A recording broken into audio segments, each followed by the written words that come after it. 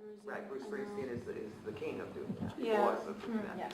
You know, he collects thousands and thousands of tons of food when he goes on tour and donates it to local food banks. So if he comes to Boston, all the food that he collects goes to the local Boston food banks, you know, kind of thing. So changing that culture is something that the resource agencies are committed to working on, and we began the discussion today as to how to make that happen. I'm Brittany again. I'm an AmeriCorps member, sponsored through partners, and work at United Neighbors.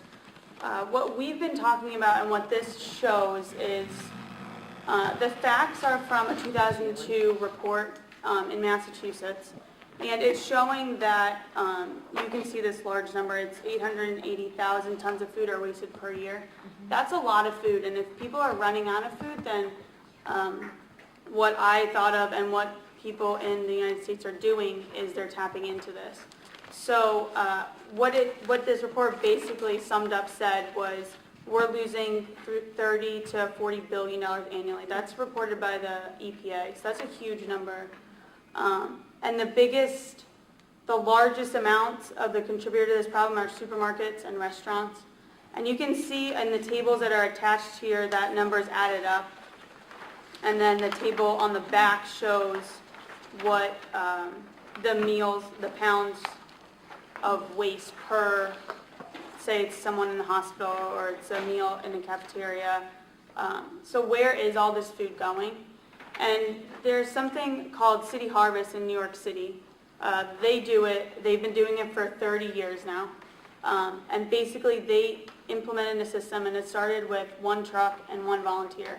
And what they did was they contacted restaurants, local restaurants, usually bigger chains. So like a big restaurant in New York City is Carmine's. It serves Italian food. It serves it family style. So what a lot of restaurants like that do is they will make it beforehand, and then what are they doing with the waste after?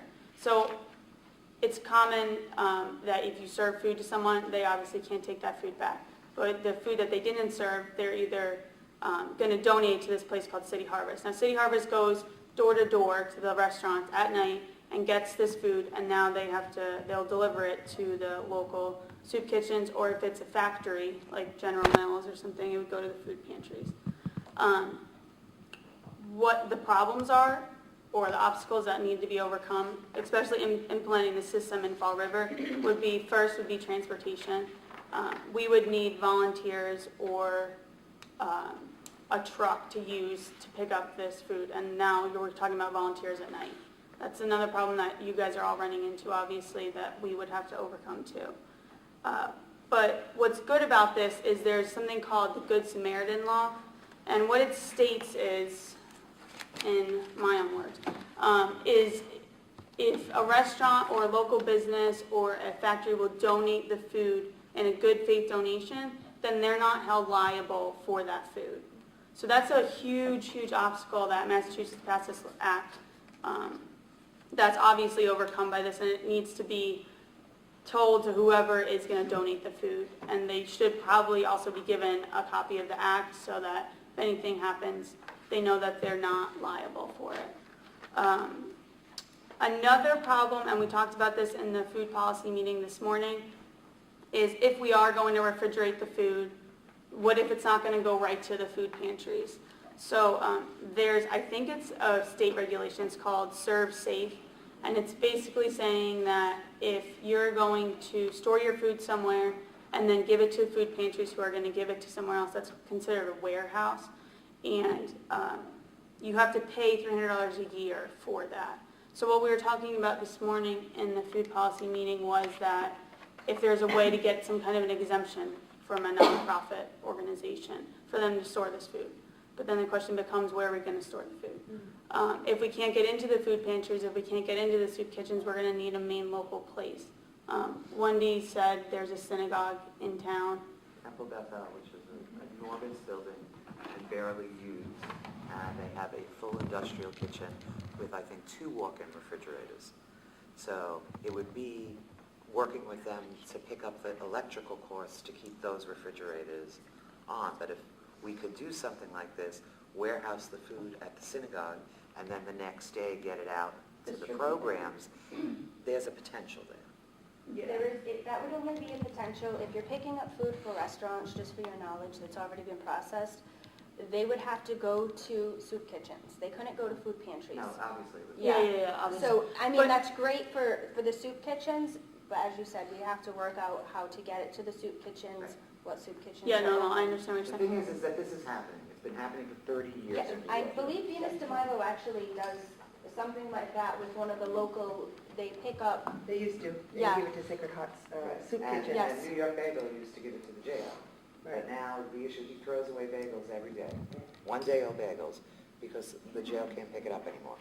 And he throws away black plastic bags filled with bagels every day because of the pickup. So it's mind-boggling that we're throwing food away and we haven't yet networked how to do this. But I think that that's what this is all about, that we're going to find some ways It's to like do it. bagels that could go to the food pantry. bread, we always Yeah, We always I'm- give out, and we put fresh, well, CFC does, because we're open every day, we will put out fresh produce, we will put out breads, pastries, because there's so many people that come in every day, so they come in and they pick off the table. Even now, my food pantry is not open, but if they came in right now, I have, Stop and Shop had given us these salad dressings and these marinades, they're on the table. I have cakes on the table, I have bread on the table. I have prunes on my table and cheese, so, and all that will go before the end of the day, because as the people walk in and the food pantry is closed, I wasn't able to feed them, but at least they had something. Yeah. And it wasn't, prunes and cheese, but it's better than not eating at Yeah. all, so. And there's also Gold Medal Bakery in Fall River. It's a bread company. They donate to almost every food Yeah, they do. pantry and soup Oh, they kitchen. do? They Yeah, do. We get designate, them all the time. yep, they designate days. They will- Okay, so They it's- already do. My father actually picks up for myself, for him, for First Baptist Church, for Gloria at the Catholic Social Services. Sometimes he does the Salvation Army, he does the Veterans on Pine Street, and each person has a different day for Yeah. pickup or a different time. So Gloria and I are combined, so we pick up for Tuesday and Thursday. together. Friday, he picks up for Sacred Heart. I think is it Tuesday and Thursday, he does yours also? Yep, so they already, every food pantry or soup kitchen that contacts them, they give out, they'll designate a certain day. The problem with that being, so many places are contacting them that now you get, they cut the amount that they're giving every place. Oh, That's So- probably important. yeah, that's, There's another example of this, what we would call gleaning. Locally, it's called Lovin' Spoonfuls. I believe it's up on the North Shore. City Harvest is a really established food bank. They're enormous. And New York City is a little bit unique. Obviously, Fall River isn't New York City. We don't have as many restaurants down here. Obviously, we have plenty of them, but there are a lot of organizations in a very small geographic area. So that's a little bit unique to them. I would encourage you to take a look at Lovin' Spoonfuls.